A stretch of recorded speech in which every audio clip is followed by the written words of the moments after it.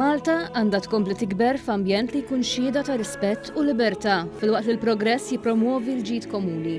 Dan intqal mill-Arċisqof ta' Malta l-Monsinjur Charles Scicluna waqt l-omelija fil-quddiesa tal-ftuħ tal-Parlament fil-Konkatedral ta' San Ġwan fil-Belt.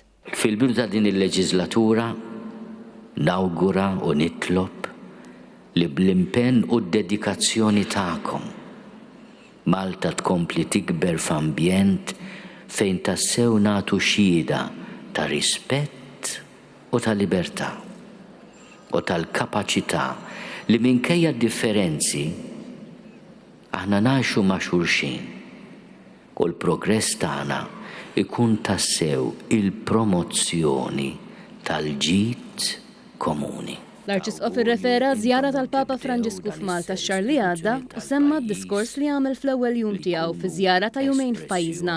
Meta l-kap tal-Knisja Kattolika talab biex inkunu laboratorju ta' ġustizzja soċjali. Barra minn hekk il-Papa Franġisku qal li Malta għandha tmexxi r-rispett u l-libertà li jaħdmu flimkien minkejja d-differenzi. Monsinjur Scicluna qal li l-pajjiż għandu bżonn il-politika u partiti politiċi magħmula minn nies determinati li jwettqu. Qal kif il-politikanti għandhom xogħol b'saħħtu hekk kif jistgħu jgħinu lil kulħadd u f'qalb miftuħa għal kulħadd. Nawguralkom ħafna fil-ħidma tagħkom. U jalla l-ħidma tagħkom tkun espressjoni ta' dik l-imħabba politika li xandar b'mod profetiku l-qudusija tiegħu il-Papa Franġisku fl-ittra enċiklika tiegħu Fratelli Tutti.